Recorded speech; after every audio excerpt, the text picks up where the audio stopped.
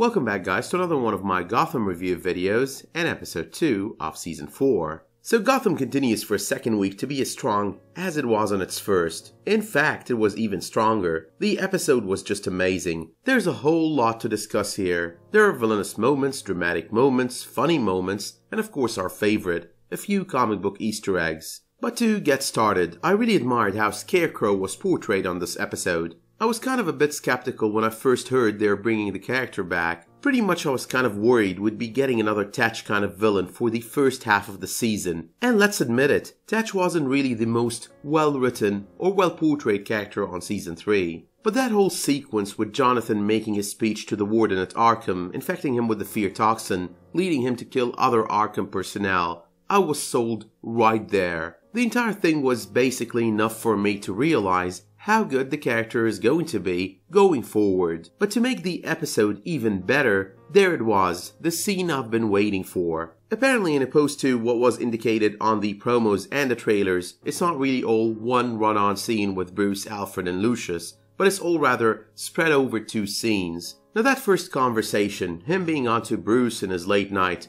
rock climbing activities, both Bruce and Alfred lying through their teeth, that was just hilarious. And the kind of lightheartedness to these scenes comes from Lucius Fox's facial expressions. Not only is the character comic relief, but the actor portraying the role is just doing an amazing job. But the second conversation they had, on the other hand, had more to it than just the funny. The conversation was of course funny, courtesy of Lucius Fox, for rock climbing. But then there was the reinforced material bulletproof suit, and of course the scene that followed at the very end of the episode, Bruce donning it and putting on the Batman mask. But since we are on the subject of funny, Donald Logue has still got it. That entire "what's a penguin, a mammal or a bird" bit, that is something you can only expect from him on Gotham, and he never fails to deliver those funny sarcastic bits. But with Harvey, we also have a moment of conflict with Jim, not joining him on his crusade against Scarecrow in Arkham. Now Gotham, not necessarily all the time, but generally, paints Jim in this goody two-shoes portrait. Now when you kind of think about it, he's not really the smartest of them all. I mean, the way he jumps the gun with his reactions,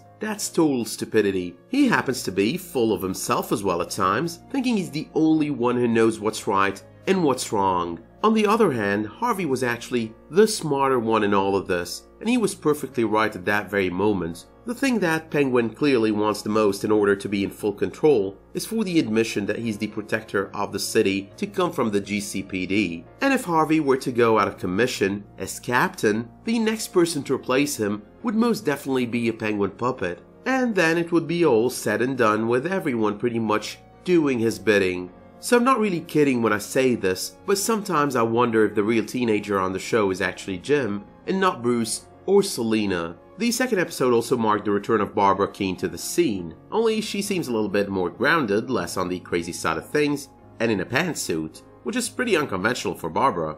One thing that hasn't changed about her though, she's back for more crime, with a plan to supply criminals with a license with their weapon needs, while gaining knowledge on their planned endeavors. She also referred to that as her way back to the top, and I've got a good feeling she's going to somehow make it up there. Now I do understand Tabitha's reaction. She cared for Butch, who was willing to do whatever it takes for her, but she also never made her emotions perfectly clear in the past when it comes to the guy. Does she love him? Does she not?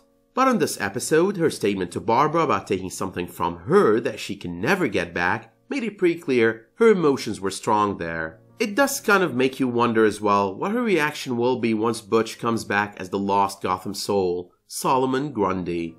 I do expect to see him make his debut as this changed person on the first half of the season. After all, Grundy showed up twice on the comic book version of The Long Halloween. Now I cannot say I did not expect Penguin visiting Barbara at her new place of business. I mean, it was on the trailer, but I totally forgot about that by the time I watched the episode. However though, it was expected because the man wants to be in control. But still, the take from the majority of that scene is less about Penguin and Barbara and more about Ivy. The look she gave Penguin as he walked closer to Barb there said volumes. She's already caused some trouble in the Iceberg Lounge on the premiere, and it doesn't seem like she's planning to stop anytime soon. She clearly, and based on what she said later on, despises Penguin with a passion. and the way he talked to her on that scene as well, that definitely pissed her off even more. And she did react, but I'll be circling back to that in a minute here. Now the Barbara Penguin scene did as well leave us with a question. Who's Barbara's benefactor? Who supplied her with the money that she used to start over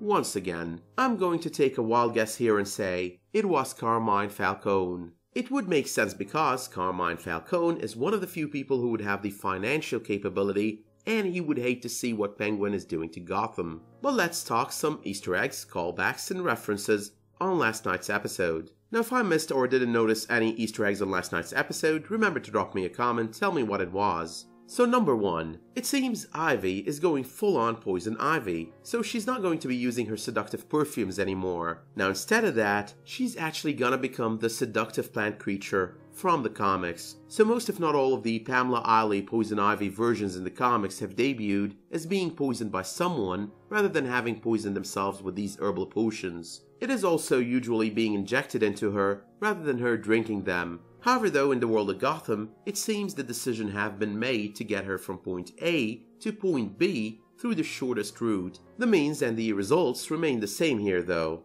But moving on to number 2. There was this one Easter egg that was right there and right off the bat, and it's kind of an Easter egg to both year 1 and what is to come on the show. So we had that one scene with Bruce in the GCPD behind bars and Jim releasing him. And Jim was quite suspicious at first of this whole situation, so we should all expect all of this to add up together at some point in his mind. Now on the pages of Batman Year 1, Jim is onto Bruce, even though he never ends up proving he is Batman. But nonetheless, he is considerably his primary suspect throughout a major portion of that arc. Supposedly as well, this is something we'll be watching on the second half of the season as per Ben McKenzie's comments during Comic-Con. The major difference between this and the comic book arc is that Jim is gonna find out the truth. And it does actually make sense that they do it this way on the show. The relationship between Bruce and Jim has been built differently on the show than it is on the pages of the comics. But speaking of number 3, we're still on Bruce and on the same scene with him behind bars. Now in his conversation with Jim, he uses the excuse of being on the rooftop looking for Selina.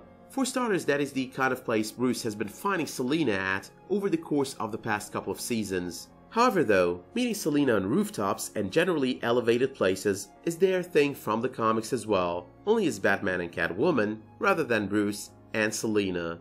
Well, let's move on to number 4. Now with Bruce as well, there is the not being careful enough part, very Year 1. On the comic book Year 1 arc, he just kept making mistakes left and right, and he kept regretting them as well, every single time. Getting caught by the gang he's trying to ambush or take down was very stupid of him. In his defense though, he's still not so high on the scale of detective skills, so it is kind of understandable. The kid is still learning. But moving on to number 5. Now we've also got the Joker, not Jerome, but the guy with the Joker makeup attacking Jim at Arkham Asylum. Now I'm not sure what was intended there, but that felt like a total callback to the death of Jerome on season 2, and all the laughs we've heard echoing all over Gotham at the very end of that episode. It also felt like a callback to the culted Joker followers from the 3rd season, right around the time of Jerome's rebirth. A lot of people have probably taken the mantle of Joker crazy crime since he died on season 2. None of them though will actually match up to the performance we were given by him, so I'm definitely looking forward to his return at some point this season. But finally, number 6. We've got Jim being sprayed with the fear toxin. That just felt like a total callback to the Red Queen episode from season 3, when Tetch infected him. Now back then he was put in some sort of a dream state, in which he saw the things he seemingly couldn't have anymore. There was his dead father, there was a life with Lee, who was then very well on her way to marrying Mario Falcone. This time around though, he was put in a state of watching his biggest fear before his eyes, the death of Lee, having slit her own wrists, and all because of him. Jim though, and for once on this episode, was smart enough to think through it and overcome his fear, defeating the toxin. But all in all, it was an amazing episode. It was definitely better than the premiere, and the premiere was really good. So let me know in the comments what you thought of the second episode of Gotham, what your favorite moments were, and if there were any references or Easter eggs from the Long Halloween and the Year 1 arc that I might have missed here. Let me know as well if you liked this video by dropping it a much appreciated like, and while you're at it, you can always subscribe and enable notifications. And until I see you next time, thank you all for watching and have a great day.